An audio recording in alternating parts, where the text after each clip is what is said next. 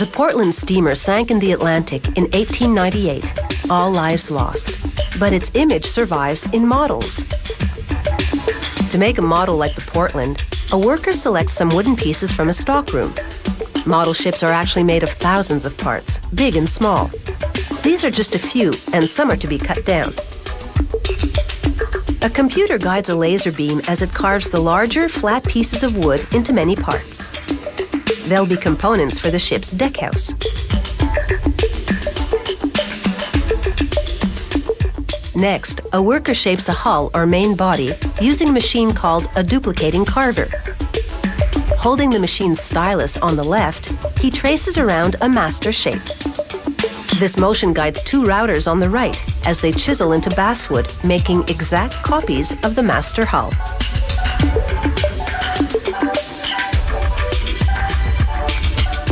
To make resin parts, they mix polyurethane with some plasticizer and pour it into a mold. A chemical reaction causes it to harden. This takes up to half an hour. And then they pull a newly shaped lifeboat out of the mold. Next, a worker cleans up another mold to make it ship-shape. It's to be used to shape cast metal anchors. He places the mold in a centrifuge and pours a melted mix of tin, antimony, and copper into it. The centrifuge spins, and this causes the metal to fill the cavities in the mold and solidify. He opens the mold and finds the anchors formed like spokes around a hub. It's anchors away as he snips them free. Next, a worker sands smooth the bottom of the hull. Then he positions the first of the ship's 5 decks. He glues wooden spacers between the decks.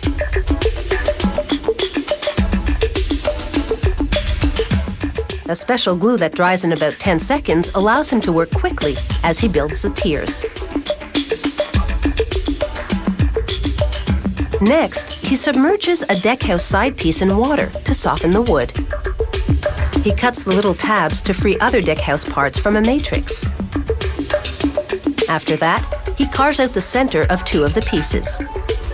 Then he glues a block between them and applies more glue to the edges. He bends the deckhouse side, which is now wet and supple, around the structure. The moisture causes a chemical reaction in the glue, which strengthens it. After he positions the deckhouse starboard side, he sticks a strip of clear acetate to the back of a band of windows. The acetate simulates glass.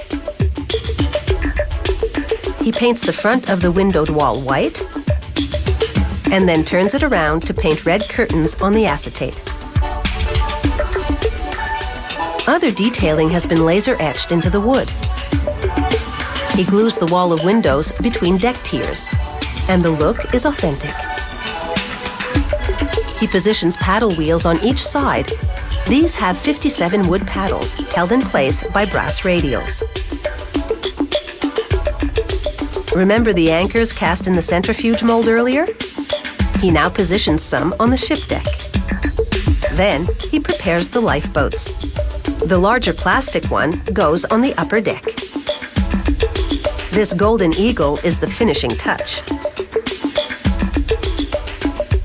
Here, another worker rigs up a 4-masted schooner. Using surgical clamps, he pins the ropes down so they don't get in the way.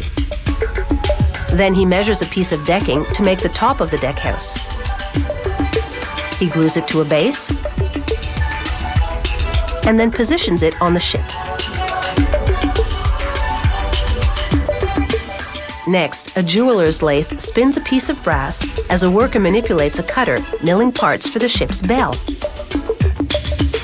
Once it's mounted, this ship model is ready for a sea of admirers.